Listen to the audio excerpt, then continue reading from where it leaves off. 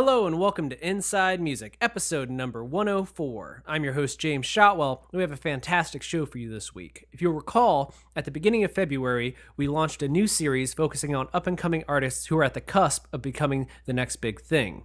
We started by featuring Youth in Revolt, an alternative rock band quickly making their way through the Warped Tour echelon, and followed it with underground sensations Carousel Kings, a pop-punk band from Lancaster, Pennsylvania.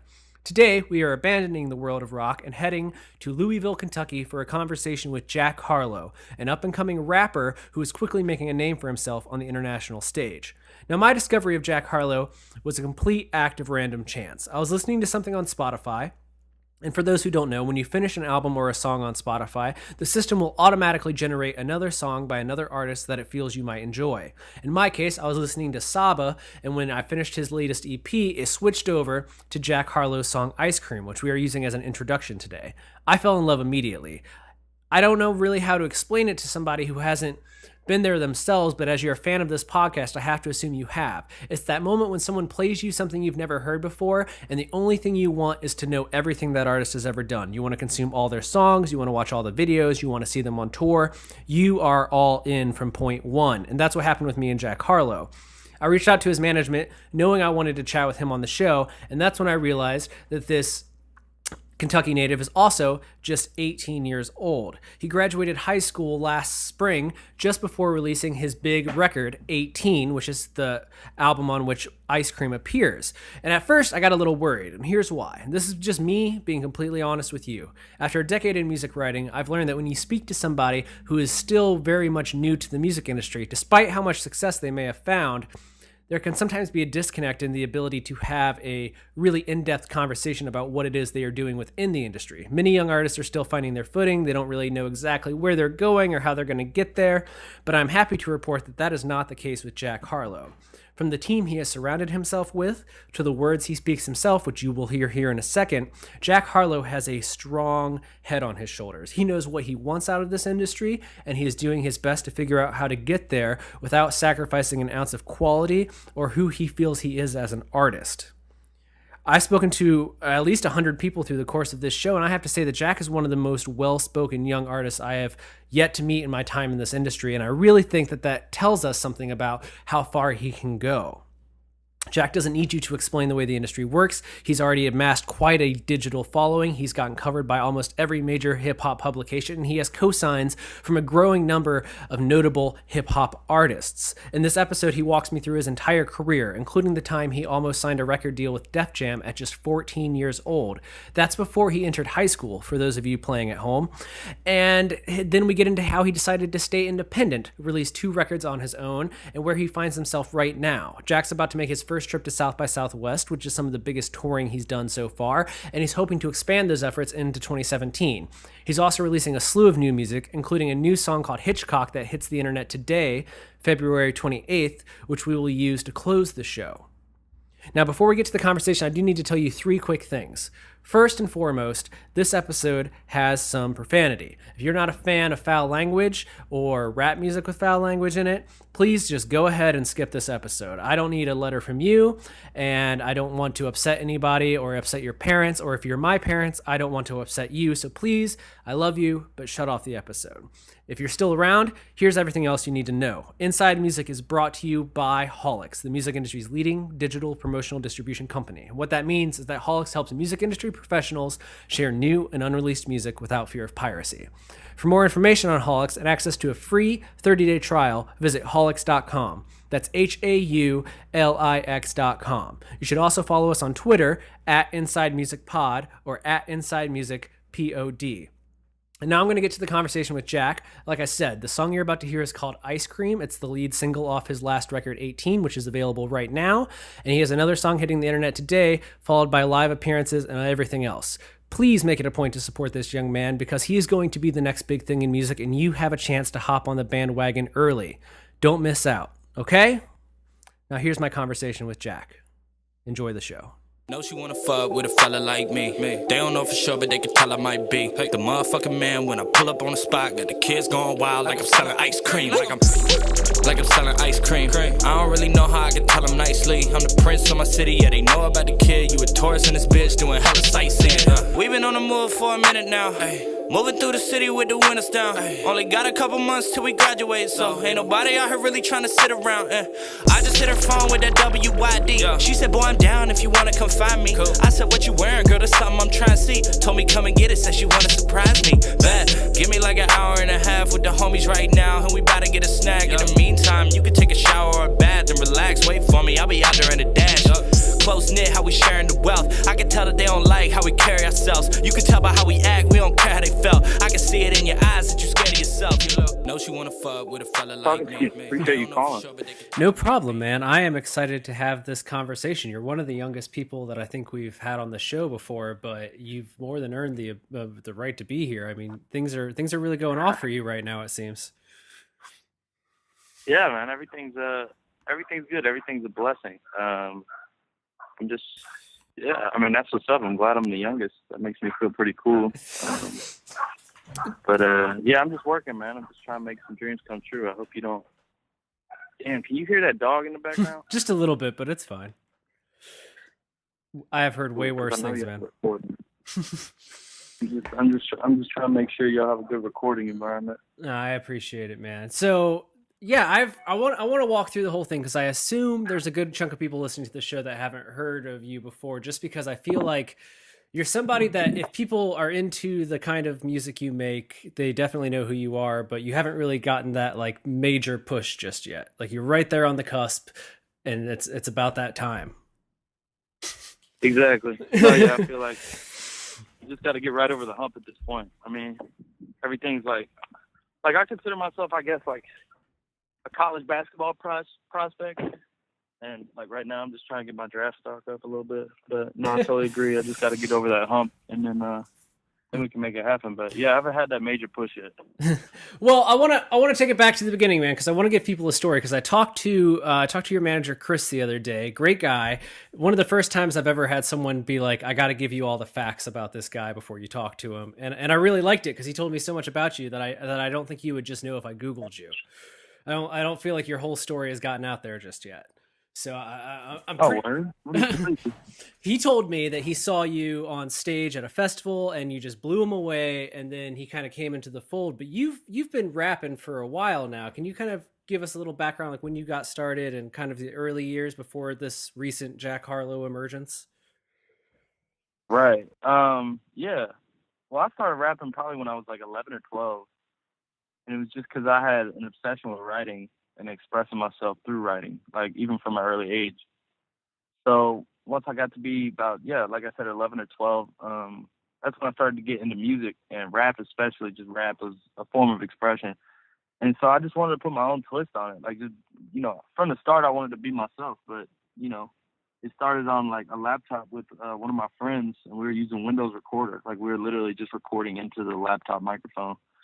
And we would like type out the raps for ourselves in Microsoft Word, and then we'd record into them. And I remember we were doing that for a while, and we would upload stuff to Facebook. Like right when we got Facebook, like it's like 12-year-olds, and we would burn some of those like terrible recordings onto discs, and we would sell them in middle school. And just off the hype, like we'd sell them for like $2, which is so funny because like. After that, I went a very long time without ever selling music again. It was just all released. But for some reason, like the first music I ever made was literally sold for $2 in middle school. But yeah, it started as early as that, and it just upgraded from there.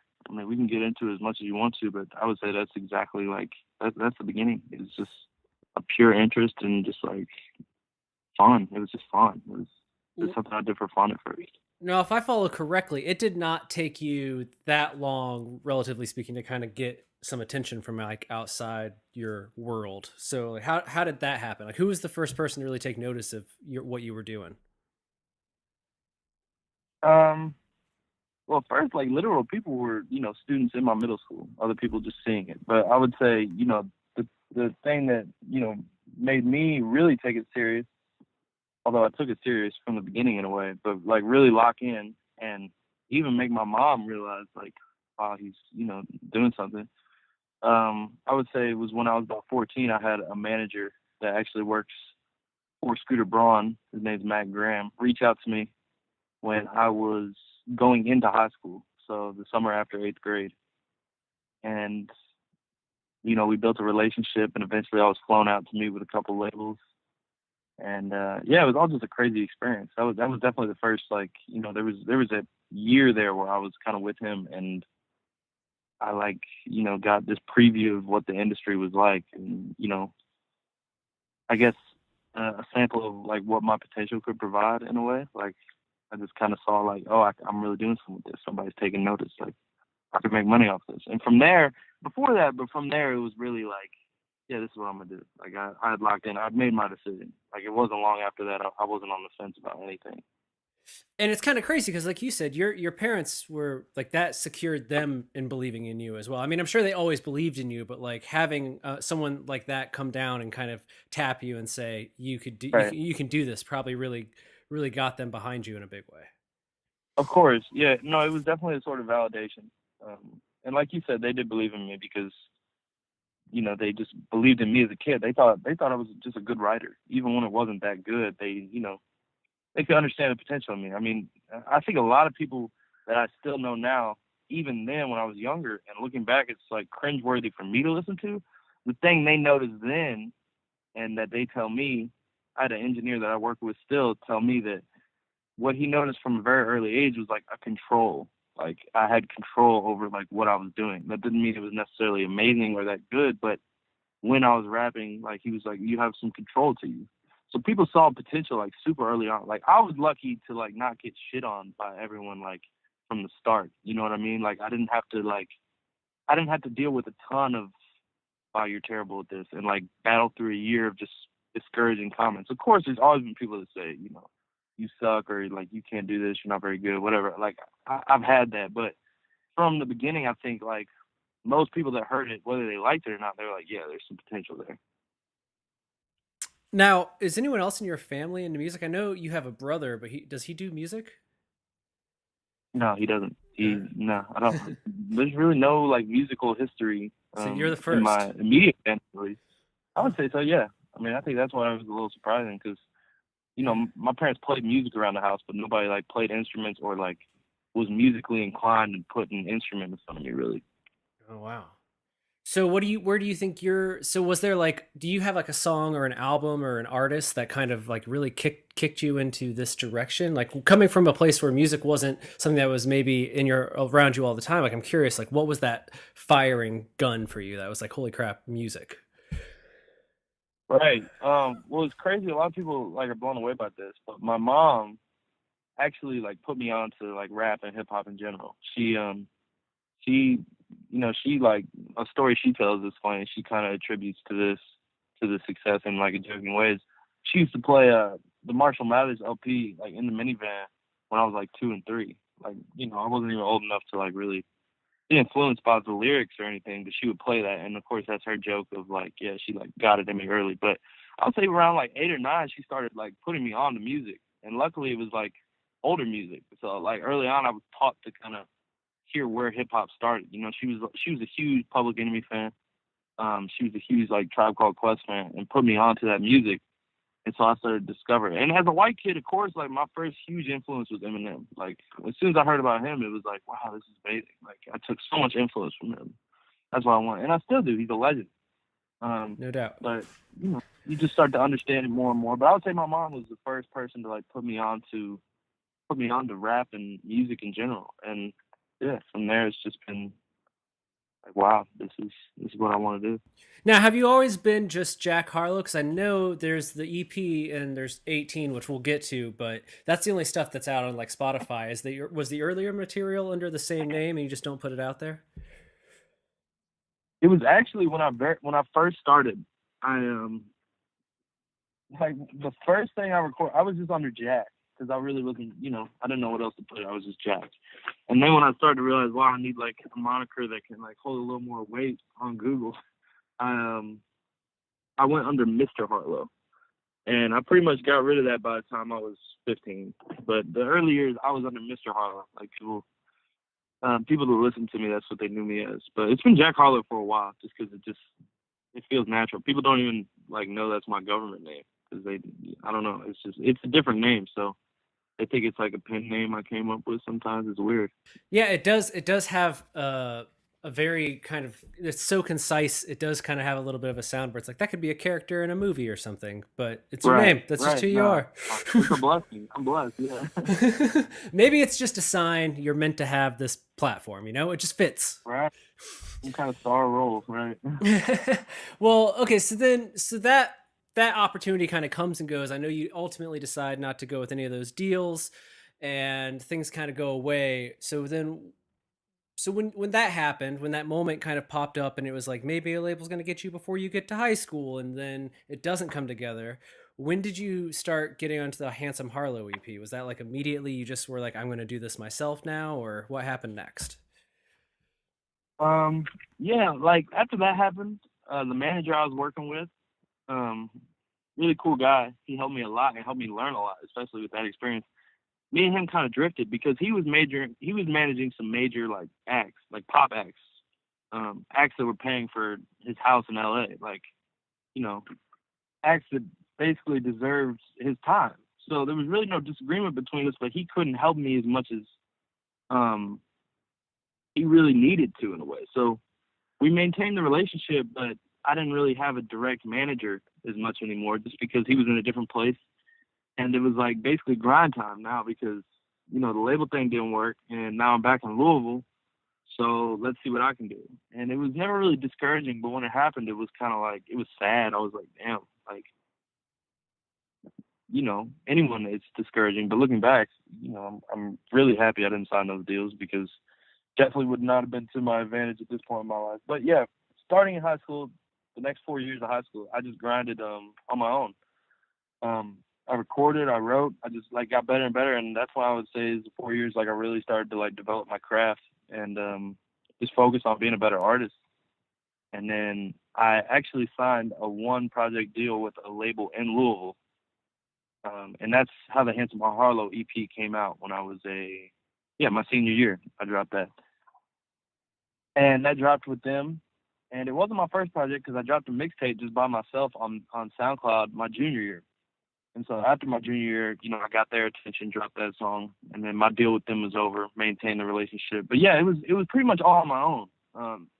And now I have more of a team around me. But yeah, for the most part, it was just like me working out of my bedroom and working in different studios around the city in high school.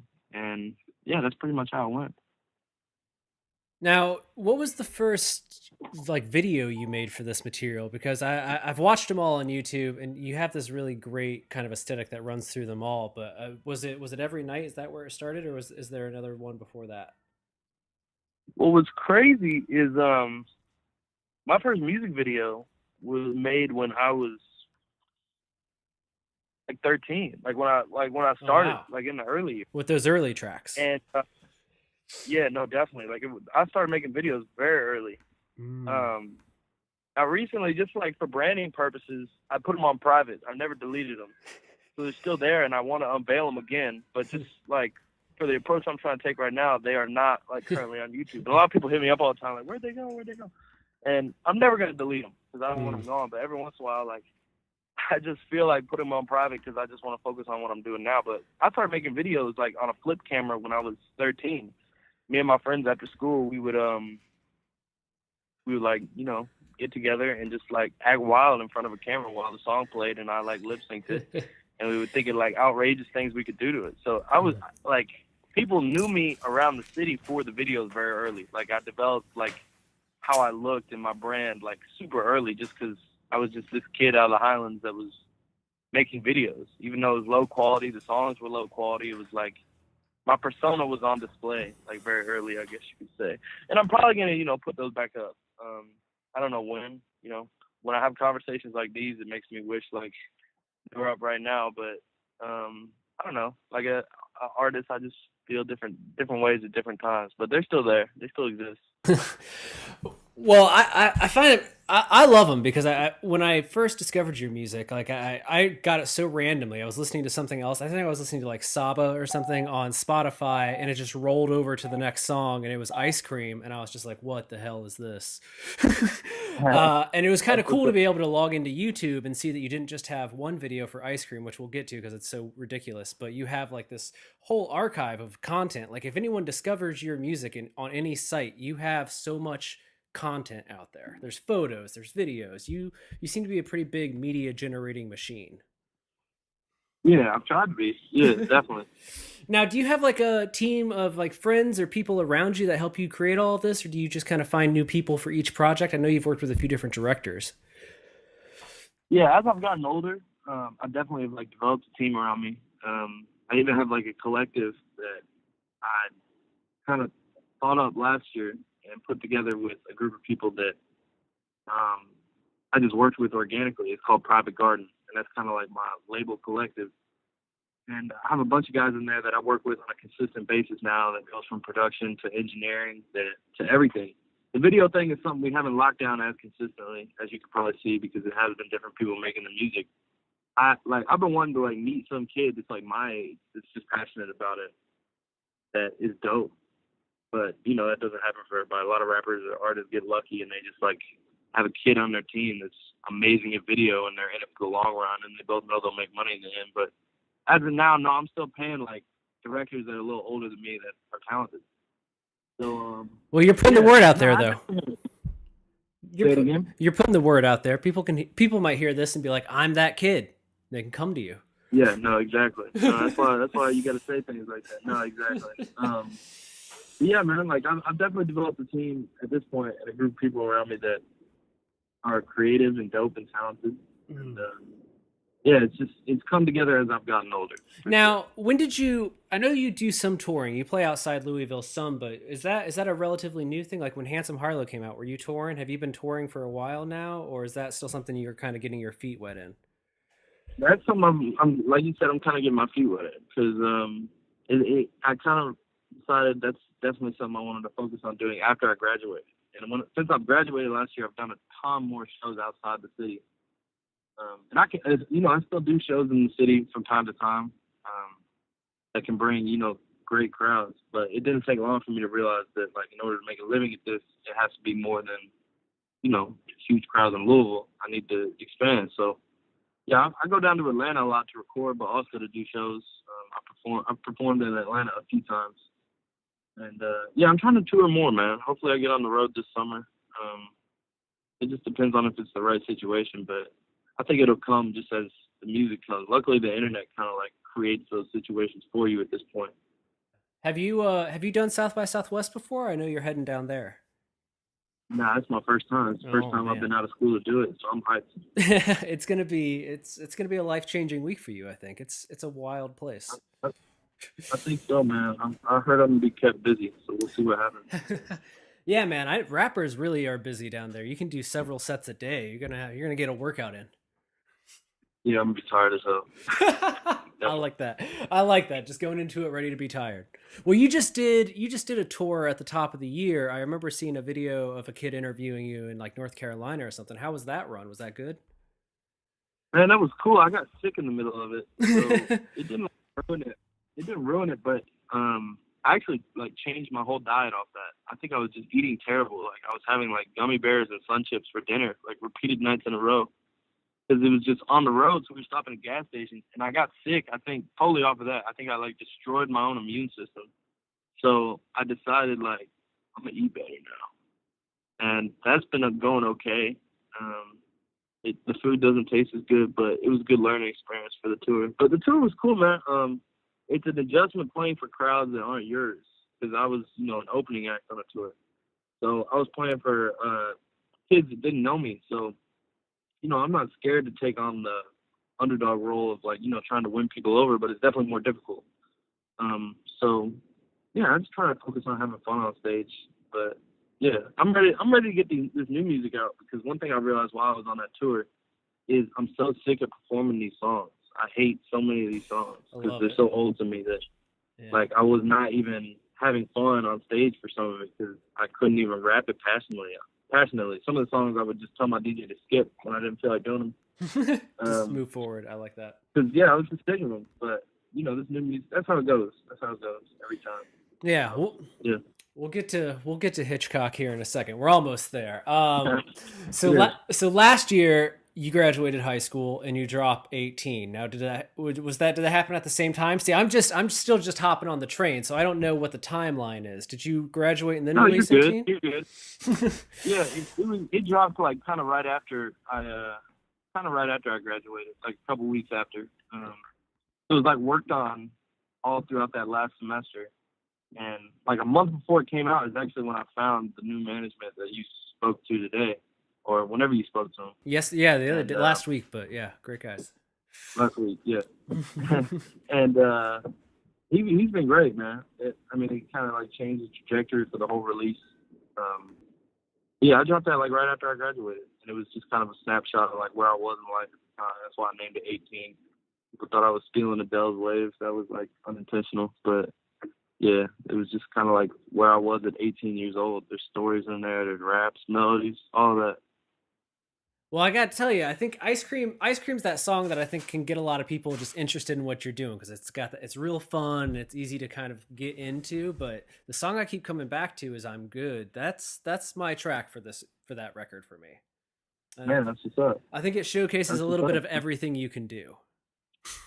Yeah, man. Well, thank you. I'm glad. What's crazy is, Ice Cream's definitely the single, but when it comes down to people that listen to the tape, the variety in people's favorite song is like unbelievable, honestly. Like I've heard literally every song multiple times, like that is their favorite. And I guess that's cool because, it means it's a solid tape, that there's not a bunch of tracks that everyone kind of like skip through. Like people listen to the whole thing and they all have different vibes they're feeling. So I've heard "I'm Good" a bunch of times. I've heard the other ones a bunch of times. So that's what's up. I appreciate that.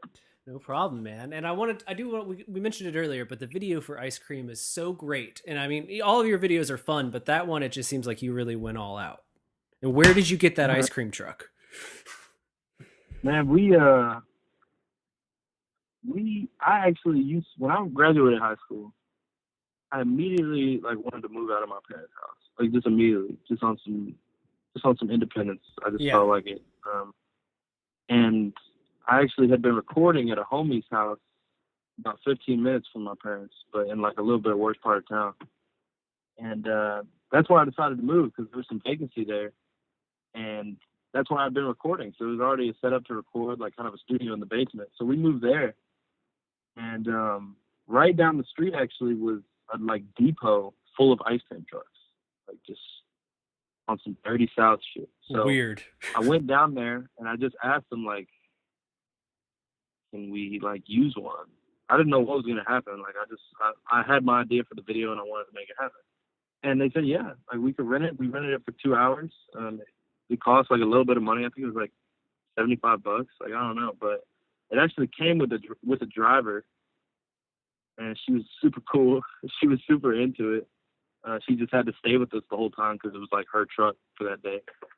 And we just ate ice cream and shot the video, man. It was wild. It is. It looks like that was probably a good day for you. Yeah, it was cool, man. It was really fun. And that video is about at 60,000 plays on YouTube, and I see that the song is going to pass 500,000 on Spotify soon, which just has to be crazy to you. Yeah, that's amazing. It's really dope because I would say that's definitely the song that has opened the most doors for me at this point, because that's been the one that's garnered the most attention. I dropped it over a year ago now. It's just like kind of gone crazy compared to what I've done in the past. Which my aspirations are much higher, but yeah, 500,000 is crazy. Just off the playlist placements, and then like it's not even on the playlist anymore, and I consistently see it like getting thousands of plays every day. So like real people are loving it, like listening to it over and over again. I don't know, so it's amazing. It's a great feeling. Speaking of, it's been out for a year. Tomorrow, or I guess when most people are hearing this, probably today or this week, you're releasing a new song, which I actually got to hear this morning, and it's pretty great, called Hitchcock. Can you tell me where that comes from?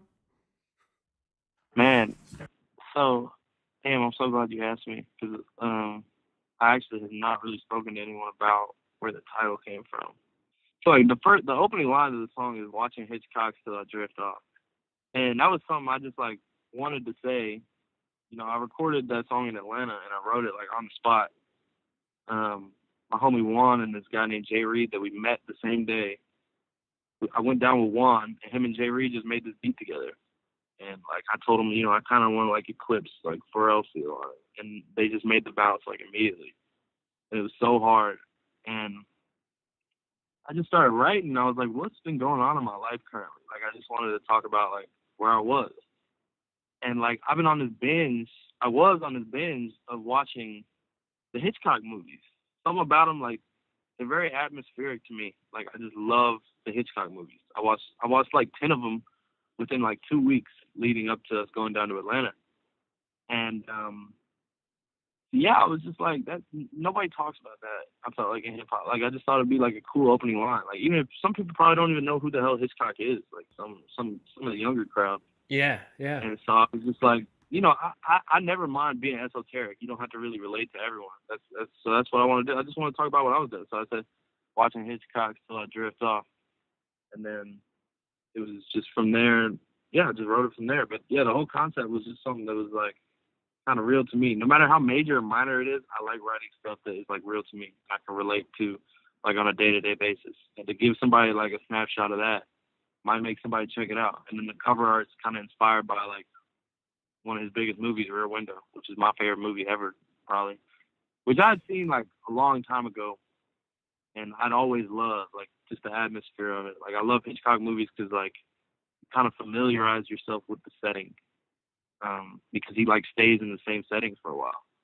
And so I don't know, I just love those movies. So that was kind of the inspiration for it. And then I just wanted to rap. I just wanted to get some raps off. I hadn't really released anything in a while. And I was like, why not come back with something that's just like crazy? Just makes people say, damn. It's so funny that you mentioned asking for a Clips beat, because the very first thing I said when I heard the song this morning was, this sounds like a Clips song. Like this, it 100% sounds like Lord Willin era Clips. Yeah, no, definitely. No, I love Clips, and I love that type of production. And what's crazy is I have been asking for that type of production like all my life. I just couldn't articulate it yet. Like I have been attracted to like, I call it like lunch table style beats. Where like it's just like you just are beating on something and it's just hitting hard. Like it's all about the percussion. And I've been attracted to that style since I was young. Like that's just the style I've been attracted to. And now like to finally have some people that can make it is amazing. So like look out for that sound a lot more going forward, because that's always what I've wanted to rap over is like Clips, Chuck English, Cool Kids kind of style, Pharrell Williams inspired style. It's just crazy. How much material are you sitting on? I remember Chris said that you've just been working hard in the studio, so I'm curious, like how much are you just waiting on? Like so many hits, dude. Like for real, I'm sitting on so much heat. I don't know how to release it, because it's not like when you're sitting on that much good music, which I've never done before, you don't know like where to start. You don't know like strategically what the best thing to do is. So Hitchcock was clear, like let's just drop this. But Hitchcock is not a single in the way a melody is a single generally. Like it's not a traditional single, and I'm not gonna put a ceiling on it because it could go crazy. You have no idea. Like I have no idea like how far it could go. But I'm sitting on like a lot of other stuff that has some like hooks and different things on it. I don't know what to do because it really is a lot of hits. So I don't know what I'm doing project wise. I'm just stacking up right now, like just making the catalog crazy. So we're just sitting on stuff. So you have Hitchcock out this week. Kids are going to go crazy for it. The as you mentioned, the artwork is great. I love the art for 18 and for the first EP, but this is something really eye-catching, what you did for Hitchcock. Yeah, thank you. Thank you. Yeah, it's definitely more the direction I wanted to head, like more artistic. Yeah. So you got that this week. We got South by is in like 2.5 weeks now. And then what? What's next for Jack Harlow? I don't know. Trying to figure that out right now. Yeah, like I don't know. Like I keep coming back to Atlanta because the people I'm working with down there keep bringing me back. So I'll be down there a lot this year, I'm sure. I saw more recording. I saw that photo of you and Young Dro. You think maybe we'll see that collaboration? I hope so, man. So good. He's like the coolest dude ever. That was out of nowhere. I was in the studio and I had heard that Young Dro had heard my stuff and like liked it. But then somebody told me like, yo, he's He wants you to come over right now. Like one of his associates called us. So we just went over there in the middle of a session to his strip club, and it's called Blue Ivory. And he just like walked us around it and talked to me for like 3 hours. Like didn't look at his phone once. Like he's just like a super down to earth dude but he's still a character. Like he's wild as hell for real. And he wanted to take pictures. He wanted me to just sit in his cars, just to sit in them. And then like he was taking me around the strip club, like telling me how like I could do the same thing. I don't know. And I think there's some interest on the table, but nothing really like worth discussing yet. But the relationship's there. I talked to him on the phone a couple of weeks ago. And he's just a good guy. Like that's somebody that I would love to like just develop like a genuine friendship with going forward. But yeah, we definitely need to get a collab off. I have no doubt that will happen. I need a verse from him. Absolutely. Well, I feel like, I mean, there's a couple of collaborations on 18, but I feel like that's one thing we haven't really heard you do too much of yet. So I assume that that's on the horizon. Yeah, I hope so, man. I'll be straight up with you. I'm not really sitting on one. But you got other stuff. There's potential for one right now, obviously with the drill thing, and then I have some other relationships, but yeah, I haven't really. I don't know. Like in the beginning, I've kind of wanted to. I know the collabs will come. Collabs are things that just inevitably come for artists that are getting bigger. So I've never been one to like try and collaborate with everyone around me, just because I'm lazy. Like I feel like that's almost like a lazy move sometimes. People don't want to write a second verse, and so they cloud their own song with collaborations with people that are just like okay. And for me, the whole point right now is to raise myself up, like get myself on a higher platform and then collaborate. Like that, I'm still developing my style and like developing my brand. There's no reason for me to like confuse people. Because one thing I hate is when I'm introduced to a new artist and they have a feature on every track and I don't even know their own voice yet. And so I'm trying to figure out like what song should I listen to that isn't going to be like almost muddied by just like somebody they threw on there. Like there's really no reason for that yet, I feel like. But, there's definitely going to be collabs on the horizon. Like Young Dro is not an example of what I'm talking about. Oh, of course. Obviously, there's artists that I need to collaborate with if I have the opportunity. But no, I don't just collaborate to collaborate. Yeah, well, I think especially in your case, you're really telling a story. Like so far, your fans have like followed you growing up, and I think are kind of waiting to hear the next chapter. So it's not really a point where like we need someone else's story. We're still kind of learning yours. Exactly. Exactly. Well, I gotta tell you, man, I love to see what you're doing for hip hop, especially in Louisville. I know everyone loves Bryson Tiller, but I like you bringing something else to the table. Yeah, absolutely. No hate on Bryson Tiller, but I love that you show a different side of Louisville. Yeah, absolutely, man. No, I appreciate that because you have to bring something new, or there's really no reason for people to give their free time to you. So no, I totally agree. I'm a Tiller stan though. That's a collab one collab that's gotta make happen of it. Yeah, and we've messaged a few times, and obviously it's just my job to get to the level where it's worth it for him. You know what I'm saying? I mean, I don't see it being an issue, but I know he wants Louisville scene to succeed probably as much as anyone. So we'll make it happen. Yeah, Louisville needs an anthem from you two, if nothing else. That'd be fire. You two are kind of helping put the city on the map in music in a big way, and I love seeing it. Exactly. Yes, well, man, I don't want to keep you for too much longer. I know you're a busy guy, but I thank you for taking the time to talk to me. It's crazy to me that you're still 18 years old and you have such a strong head on your shoulders and you know what you want out of this industry, especially in your genre where people so easily get distracted by pointless shit. You seem to know what you want to do. Well, thank you. No, I appreciate that. That's a huge compliment. Yeah, I'm just blessed, bro. Like, I'm not that special or anything. I've had great parents my whole life, great people around me. Grew up in a great environment, so I have all the advantages in the world. So I'm just blessed. Well, real quick for people listening, what's the easiest way to keep up with everything Jack Harlow is doing this year? Yeah, no, it's simple. Luckily, I have at Jack Harlow, so it's JackHarlow. Instagram, Twitter. You can look me up on Facebook if you're still on that. But Instagram and Twitter is really where I'm most active. SoundCloud, soundcloud.com/Jack Harlow, youtube.com/Jack Harlow.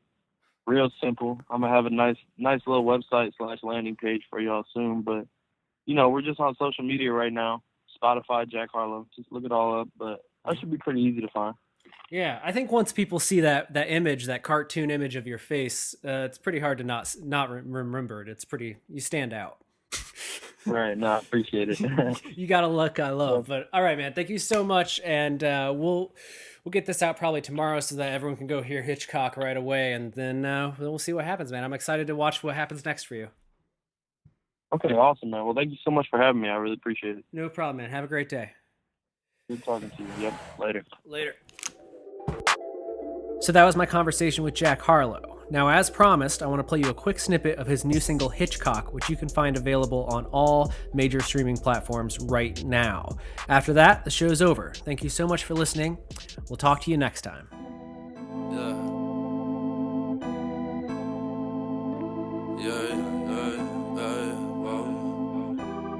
Hey. Watching Hitchcocks till I drift off. Woke up to this beat and let the shit knock. She wouldn't give top till my dick soft. Clockwork every weekend, it's like TikTok. I just hit Atlanta, I got Tufo with me. In the cockpit, I might just take him to Pluto with me. If Bruno hit me, we might have to fuck with Mars and they don't